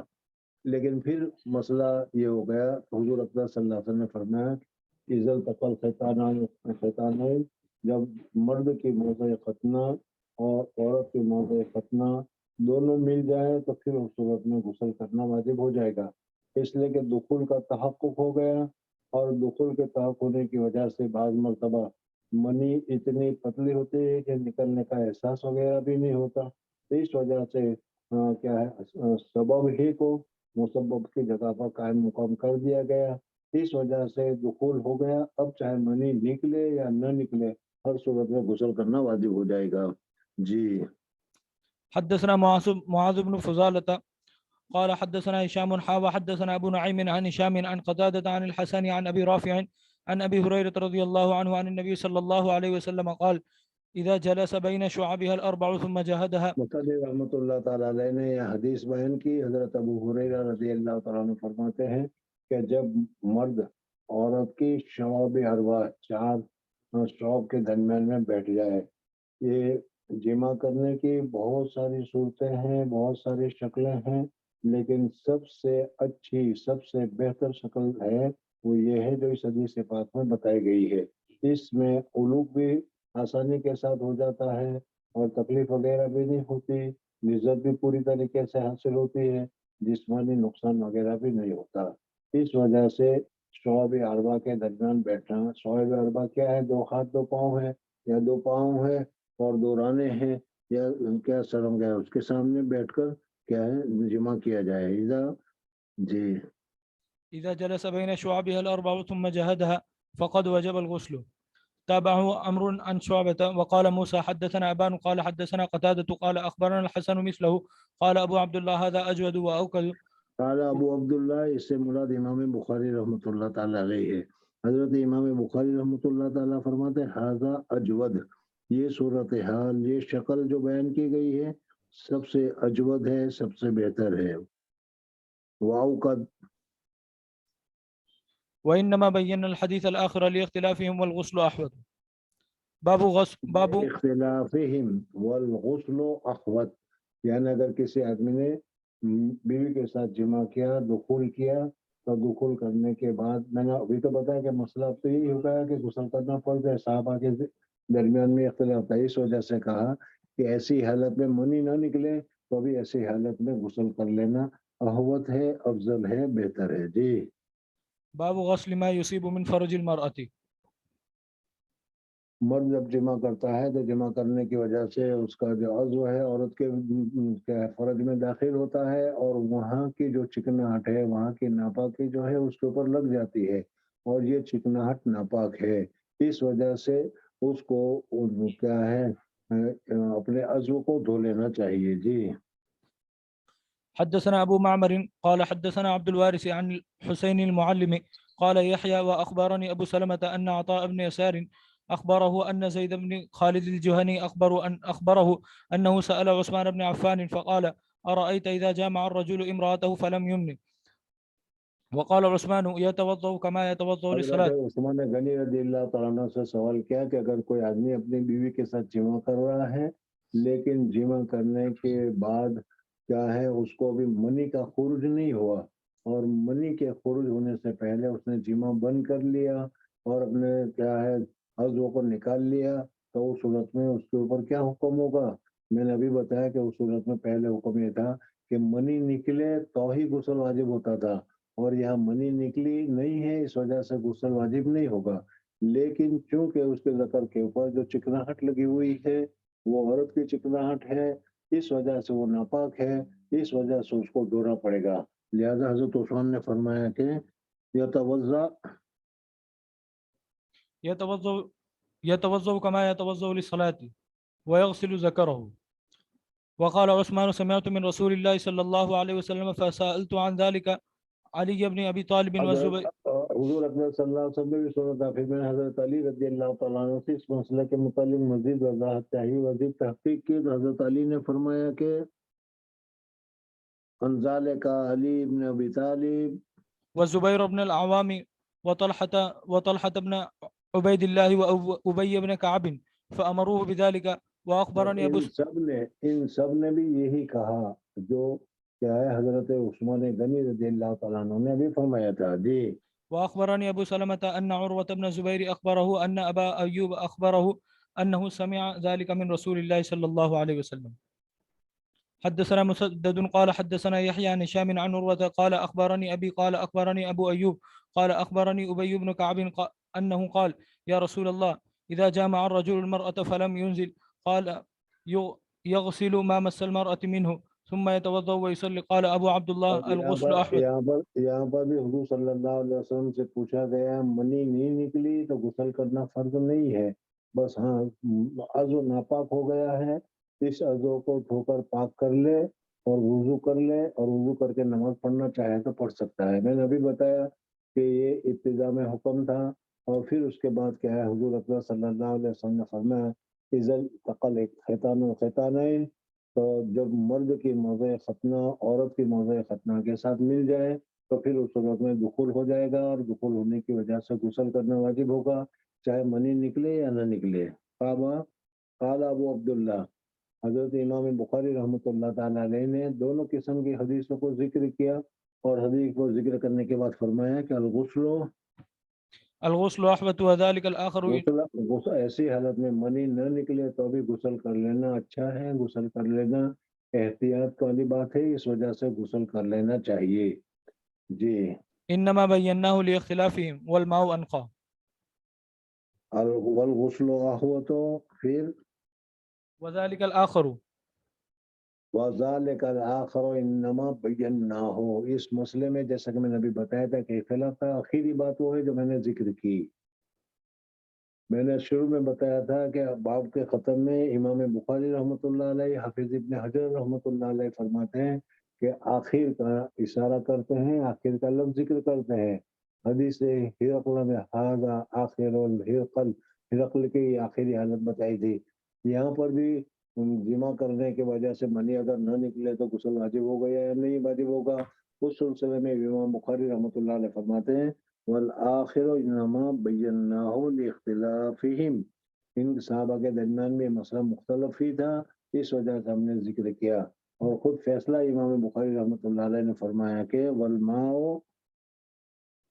والماء انقى، پانی انقا صاف کرنے والا ہے، پاکیزہ کرنے والا ہے، اس وجہ سے پانی کا استعمال کرنا چاہیے. بسم الله الرحمن الرحيم. كتاب الحيض. وقول الله تعالى ويسألونك عن المحيض قل هو أذى فاعتزلوا النساء في المحيض ولا تقربوهن حتى يطهرن فإذا تطهرن فأتوهن من حيث أمركم الله إن الله يحب التوابين ويحب المتطهرين. مصنف رحمۃ اللہ تعالیٰ علیہ اب یہاں سے غسل کے بیان میں ایک وجہ حیض وغیرہ کا ہونا، عورت کو نفاس وغیرہ کا آنا، یہ دو چیزیں ہیں جو صرف عورتوں کے ساتھ خاص ہے اور اس کی وجہ سے بھی عورت ناپاک ہو جاتی ہے اور اس سے اس کو پاک ہونا ضروری ہے. تو مصنف رحمۃ اللہ تعالی علیہ نے حیض کے مسئلے کو تمہارے سامنے ذکر کیا. حیض کے معنی سیلان کے ہیں، بہنے کے ہیں. چونکہ عورت کے شرمگاہ سے ایک خون آتا ہے جو رحمدانی سے آتا ہے. اصل میں رحمدانی میں اللہ تبارک و تعالی نے صلاحیت رکھی ہے بچے کے پیدا ہونے کی، اور اس کے لیے اس میں ایگ آتا ہے. اگر اس ایگ کا استعمال ہو گیا تو بچے کا تولد ہوتا ہے، اور اگر ایگ کا استعمال نہ ہوا تو پھر وہ ایگ کیا ہوتا ہے، خون کے ذریعے سے باہر نکل جاتا ہے اور پھر نیا ایگ اس میں آتا رہتا ہے. ایک ترتیب ہے اللہ تبارک و تعالیٰ کی. اور یہ حیض حضرت حوا علیہ السلام کے زمانے سے شروع ہوا. اللہ تبارک و تعالیٰ شر و برانگیزت درا خیر و نہا باشد، فارسی میں تم نے سنا ہوگا کہ اللہ تبارک و تعالیٰ اگر کوئی بری چیز کو بھی بتاتے ہیں تو اس میں بھی ہمارے لیے خیر ہوتی ہے، ہمارے لیے بھلائی ہوتی ہے. حضرت حوا علیہ السلام نے حضرت آدم علیہ السلام کو آمادہ کیا، اور عامتاً ایسا ہوتا ہی ہے کہ مرد نہیں چاہتا ہے لیکن عورت اس کو آمادہ کرتی ہے. تو حضرت حوا نے حضرت آدم علیہ السلام کو اس درخت کے کھانے پر آمادہ کیا، جس کی وجہ سے حضرت آدم علیہ السلام نے غلطی سے وہ درخت کا پھل کھا لیا. اللہ تبارک و تعالیٰ نے ان کو جنت سے نکلنے کا حکم دے دیا. اللہ تبارک و تعالیٰ نے انسان کو پیدا ہی کیا تھا دنیا کے لیے، اس لیے ان کو دنیا میں تو اترنا ہی تھا، یہ سبب بن گیا. بہرحال تو اس وجہ سے اللہ تبارک و تعالیٰ نے عورتوں کے لیے یہ مشقت، عورتوں کے لیے یہ تکلیف اللہ تبارک و تعالیٰ نے پیدا فرما دی. عورتوں کو حیض کے دنوں میں جو تکلیف ہوتی ہے، اور اسی طریقے سے بچہ کے پیدا ہونے میں جو تکلیف ہوتی ہے، اس تکلیف کا تصور مرد نہیں کر سکتا، بلکہ مرد اس کو تحمل بھی برداشت بھی نہیں کر سکتا. یہ اللہ تبارک و تعالیٰ نے عورت ہی کو یہ صلاحیت اور استعداد دے رکھی ہے. بہرحال تو انہوں نے حضرت آدم علیہ السلام کو ورغلایا تھا، اس وجہ سے اللہ تبارک و تعالیٰ نے اس کو جاری کیا. تو حیض کی ابتدا حضرت حوا علیہ السلام جب دنیا میں تشریف لائی اس وقت سے شروع ہوئی، اور رہتے دنیا تک یہ سلسلہ اور یہ چیز باقی رہے گی. عورت کے اندر تو اللہ تبارک و تعالیٰ نے بچے کے پیدا کرنے کی جو صلاحیت رکھی ہے، اس صلاحیت کی علامت اور نشانی ہے یہ حیض. عورت کے بلوغت کی نشانی بھی یہ حیض ہے. بہرحال امام بخاری رحمۃ اللہ تعالیٰ علیہ اس حیض کے متعلق ذکر کر رہے ہیں کہ اس حیض کے احکام کیا ہے. حیض کی حالت میں جمع کرنا جائز رکھنا، اور حیض کی حالت میں عورت کے ساتھ رہنا، بود و باش اختیار کرنا جائز ہے یا جائز نہیں ہے، ان مسائل کو تمہارے سامنے ذکر کرتے ہیں. یہودیوں کے یہاں جب عورت کو حیض آ جاتا ہے تو اس عورت سے بالکل قطع تعلق اختیار کر لیتے ہیں. نہ اس کے ہاتھ کا کھانا، نہ اس کے ہاتھ کا پینا، نہ اس کو گھر میں رکھنا، نہ اس کی بات کرنا. بس ان کو بالکل کیا ہے، ایک اجنبی سی اس کو بنا کر چھوڑ دیا جاتا ہے، اور وہ الگ رہتے ہیں. نہ تو اس کے ساتھ جمع کرتے ہیں، نہ ہاتھ لگاتے ہیں، نہ بات کرتے ہیں، نہ ساتھ میں سوتے ہیں، نہ اس کے ہاتھ کا پکایا ہوا کھاتے ہیں. بہرحال ہمارے یہاں کے جو ہنود ہیں وہ بھی تقریباً بنو اسرائیل ہی کی قوم ہے. بہرحال بنو اسرائیل ہی کی طرح کرتے ہیں، اور وہ لیکن فرق صرف اتنا ہے کہ 2 دن 3 دن بس وہ کیا ہے، کھانے پینے میں، کچن میں پکانے میں وغیرہ جانے سے منع کرتے ہیں، اور 3 دن کے بعد پھر کوئی حرج کی بات نہیں ہے. اللہ جل جلالہ امن والوں نے ہمیں جو دین عطا فرمایا وہ دین مکمل ہے، کامل ہے. اس میں جو احکامات ہیں وہ بھی سب سے زیادہ کامل اور بہتر ہیں. اس وجہ سے اللہ تبارک و تعالیٰ نے ہمیں یہ حکم دیا کہ عورت کو حیض آئے، وہاں سے لے کر حیض سے فارغ ہو جائے، وہاں تک بیوی سے جمع کرنا یہ تو ناجائز ہے. لیکن اس جمع کے علاوہ دوسرے سارے کام سمجھ میں اس کے بدن سے یا اس کے ہاتھ سے فائدہ اٹھانا جائز اور درست ہے. حضور اکرم صلی اللہ علیہ وسلم اعتکاف کرتے تھے، اور اعتکاف میں حضور اکرم صلی اللہ علیہ وسلم اپنے گھر میں حضرت عائشہ کا جو کمرہ تھا دیوار سے لگا ہوا، تو اس میں سر باہر کر دیتے تھے۔ حضرت عائشہ صدیقہ رضی اللہ تعالیٰ عنہ حضور صلی اللہ علیہ وسلم کے سر میں کنگھی بھی کر دیتی تھی، تیل وغیرہ بھی لگا لیا کرتی تھی، تو حالانکہ وہ حالت حیض میں ہوتی تھی، تو معلوم ہوا کہ حالت حیض میں عورت سے دوسری ساری خدمتیں لینا، کھانا پکانا، اس کے ساتھ بیٹھنا، حتیٰ کہ اس کے ساتھ لیٹنا بھی جائز اور درست ہے۔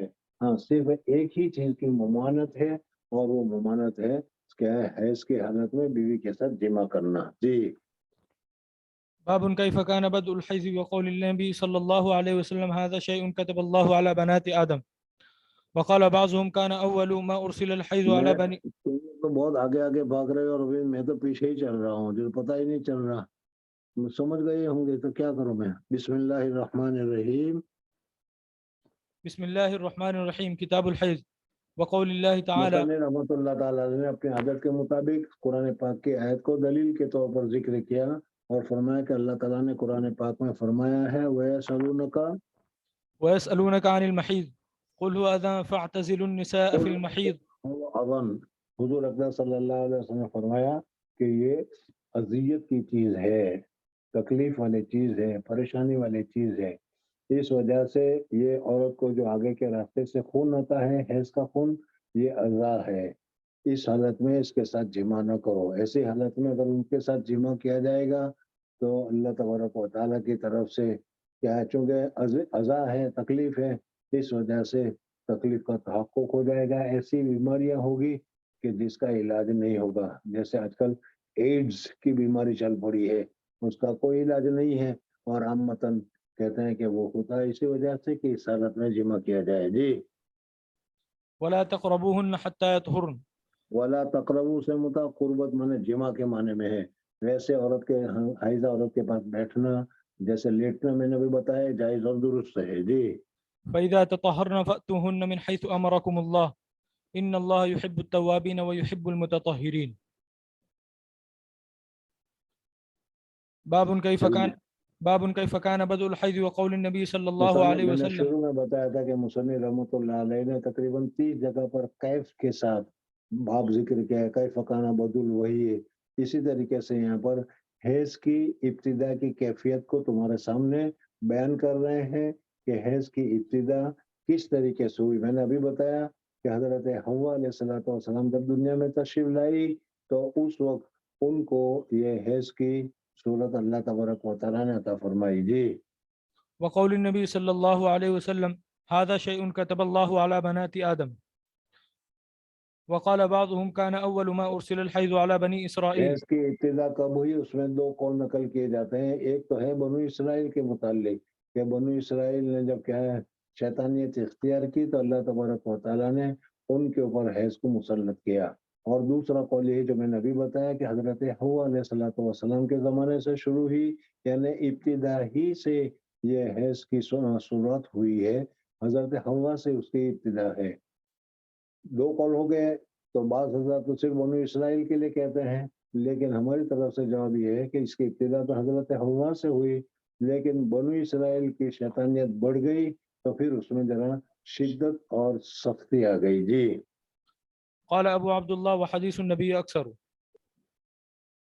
حدثنا علي بن عبد الله قال حدثنا سفيان قال سمعت عبد الرحمن بن القاسم قال سمعت القاسم يقول سمعت عائشة تقول خرجنا لا نرى إلا الحج فلما كنا بسرف حست فدخل علي رسول الله صلى الله عليه وسلم وأنا أبكي فقال ما لك أنفست قلت نعم قال إن هذا أمر كتب الله على بنات آدم فأقضي ما يقضي الحاج غير أن لا تطوفي بالبيت۔ یا مصنف رحمۃ اللہ تعالیٰ نے قال ابو عبداللہ یعنی امام بخاری کہتے ہیں وہ حدیث النبی صلی اللہ علیہ وسلم اکثر ہو، اور حضور اکرم صلی اللہ علیہ وسلم کی حدیث جو ہے اکثر ہے۔ کیا مطلب ہے اس کا؟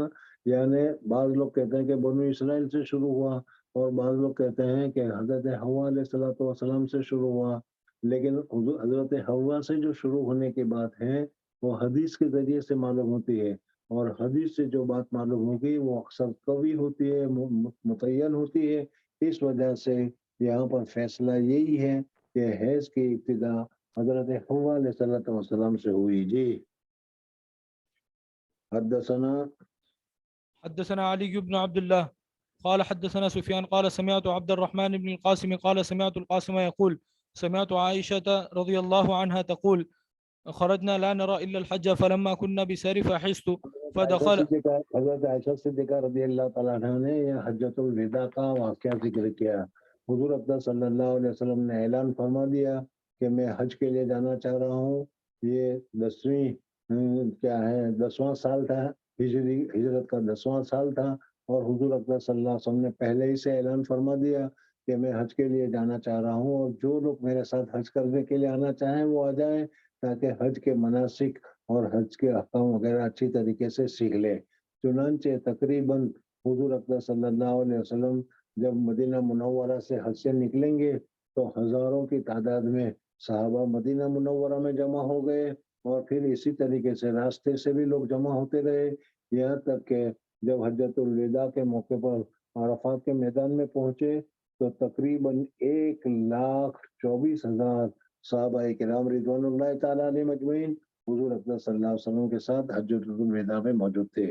اسی حجۃ الوداع کے موقع پر حضرت عائشہ صدیقہ رضی اللہ تعالیٰ عنہ اور حضرت عائشہ صدیقہ رضی اللہ تعالیٰ عنہ کے ساتھ ساتھ دوسری تمام ازواج مطہرات جو حیات تھی وہ سب کے سب حضور اقدس صلی اللہ علیہ وسلم کے ساتھ حج فرض ادا کرنے کے لیے تشریف لے گئی، اور حضور اقدس صلی اللہ علیہ وسلم نے ایک ہی حج مدینہ منورہ آنے کے بعد یہ حج ایک ہی مرتبہ کیا ہے، اور اس کے علاوہ حضور اقدس صلی اللہ علیہ وسلم نے دوسرا کوئی حج مکہ سے تو کیا ہوگا وہ تو معلوم نہیں، لیکن مدینہ منورہ سے حضور صلی اللہ علیہ وسلم نے ہی ایک حج کیا ہے.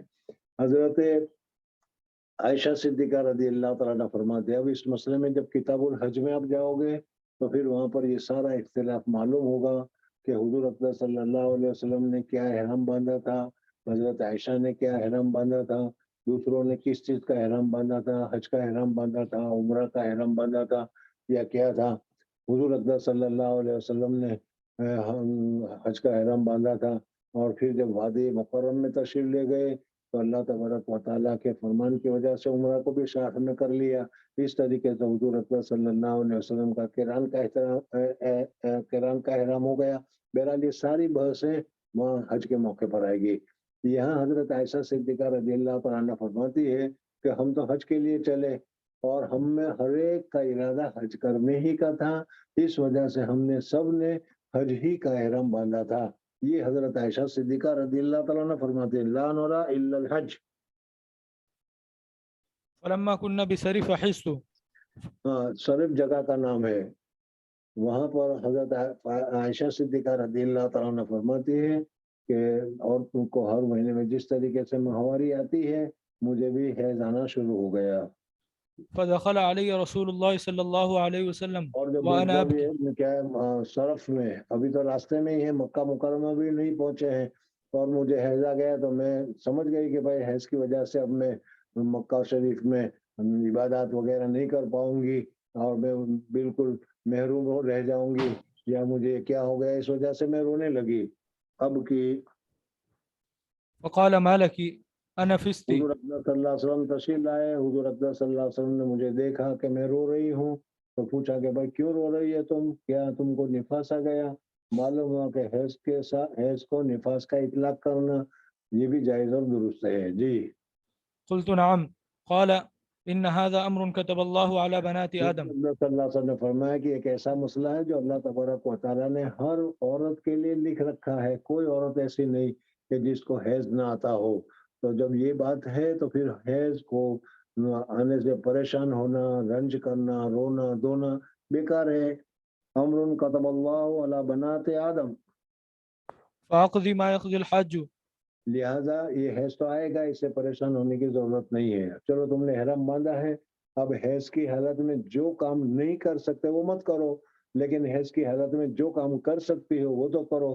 حیض کی حالت میں مسجد حرام میں داخل ہونا، مسجد میں داخل ہونا جائز نہیں ہے، لیکن عرفات کے میدان میں جانا، مینا میں جانا اور تسبیحات وغیرہ پڑھنا، دعا وغیرہ کرنا یہ سب جائز ہے، تو یہ کام تم کرتے رہو. جی غیر اللہ تطوفی بالبیت. قالت وضحى رسول الله صلى الله عليه وسلم عن نسائه بالبقر. اب اس کے بعد پورا حج کا معاملہ ہو گیا، اور پھر جب کیا یوم النحر آیا تو حضور اکبر صلی اللہ علیہ وسلم نے اپنی ازواج مطہرات کی طرف سے ایک گائے کی قربانی کی۔ دیکھو حضور اکبر صلی اللہ علیہ وسلم سے گائے کی قربانی ثابت ہے جی۔ وضحى وضحى رسول الله صلى الله عليه وسلم عن نسائه بالبقر. باب غسل الحائض رأس زوجها وترجيله. حیض کی حالت میں اگر عورت اپنے شوہر کی خدمت کرنا چاہے تو خدمت بھی کر سکتی ہے، بدن کو ہاتھ بھی لگا سکتی ہے، سر بھی دھو سکتی ہے، سر میں کنگھی وغیرہ بھی کر سکتی ہے، جائز اور درست ہے جی۔ حدثنا عبد الله بن يوسف قال أخبرنا مالك عن هشام بن عروة عن أبي عن عائشة رضي الله عنها قالت كنت أرجل رأس رسول الله صلى الله عليه وسلم وأنا حائض. حدثنا إبراهيم بن موسى قال أخبرنا هشام بن يوسف أن ابن جريج أخبرهم قال أخبرني هشام بن عروة عن عروة أنه سئل أتخدمني الحائض أو تدن مني المرأة وهي جنوب فقال عروة یعنی حائضہ عورت خدمت کر سکتی ہے، حائضہ عورت مرد کے پاس بیٹھ سکتی ہے، فرمایا کہ ہاں جائز ہے، سب کو جو صرف جمع کرنا منع ہے جی۔ فقال عروة كل ذلك علي هين وكل ذلك تخدمني وليس على أحد في ذلك بأس. أخبرتني عائشة رضي الله عنها أنها كانت ترجل رسول الله صلى الله عليه وسلم وهي حائض ورسول الله صلى الله عليه وسلم حينئذ مجاور في المسجد يدني حضور لها. اکبر صلی اللہ علیہ وسلم مسجد میں معتکف ہوتے تھے، مجاور ہوتے تھے اور سر میں دھویا کرتی تھی جی۔ يدني لها رأسه وهي في حجرها فترجله وهي حائض. چلنا پڑھنا۔ باب قراءة الرجل في حجر امرأته وهي حائض. وكان أبو وائل يرسل خادمه وهي حائض إلى أبي رزين فتأتيه بالمصحف فتمسكه بعلاقته. مصنف رحمۃ اللہ تعالیٰ علیہ یہاں سے ایک دوسرا مسئلہ یہ بتا رہے ہیں کہ حائضہ عورت وہ خود تو قرآن پاک کی تلاوت کرنا جائز نہیں ہے اس وجہ سے کہ وہ حیض میں ہے۔ اسی طریقے سے حائضہ عورت قرآن پاک کو چھونا چاہے تو چھو بھی نہیں سکتی۔ ہاں کوئی کسی چیز کے ذریعے سے درمیان میں اس کو کپڑا بھی لے لیا ہو یا کیا ہے کوئی دوسری کاغذ وغیرہ درمیان میں لے لیا ہو اور پھر اس کے ذریعے سے پکڑے تو یہ جائز و درست ہے۔ اور پیٹی میں قرآن پاک رکھا ہوا ہے، ہمارے یہاں کی عورتیں تو اتنی احتیاط کرتی ہے کہ حائضہ ہونے کی حالت میں اس پیٹی کو بھی ہاتھ نہیں لگانا چاہتی یا پیٹی کو بھی ہاتھ نہیں لگاتی، کہتے ہیں نا یہ جائز نہیں ہے۔ نہیں، پیٹی کو تو ہاتھ لگا سکتی ہے، قرآن پاک کو براہ راست چھونا یہ جائز نہیں ہے۔ اگر کوئی آدمی شوہر عورت کے پاس بیٹھا ہوا ہو یا عورت کی گود میں اس نے سر رکھا ہوا ہو اور قرآن پاک کی تلاوت کرے تو یہ تلاوت کرنا بھی جائز ہے۔ عورت خود تلاوت نہیں کر سکتی لیکن دوسرا آدمی اگر تلاوت کرے تو یہ جائز اور درست ہے جی۔ وكان أبو وائل يرسل خادمه وهي حائض إلى أبي رزين ابو وائل جو ہے اپنے خادمہ کو بھیجتے تھے کہ جب قرآن یہاں سے قرآن لیا ہو تو وہ قرآن لاتی تھی، لیکن یہ کہ ظاہر بات ہے کہ حائضہ عورت کے لیے قرآن پکڑنا منع ہے، لیکن غلاف میں ہو یا کپڑے کے آڑ کے ذریعے سے ہو تو یہ جائز اور درست ہے جی۔ فتأتيه بالمصحف فتمسكه بعلاقته. حدثنا أبو نعيم الفضل بن دكين سمع زهيرا عن منصور بن أبي صفية أن أمه حدثته أن عائشة رضي الله عنها حدثتها أن النبي صلى الله عليه وسلم كان يتكئ في حجري وأنا حائض ثم يقرأ القرآن. باب من سمى النفاس حيزا. حدثنا المكي. بس کو جب تم سب گئے ہو تو جانے دو پھر۔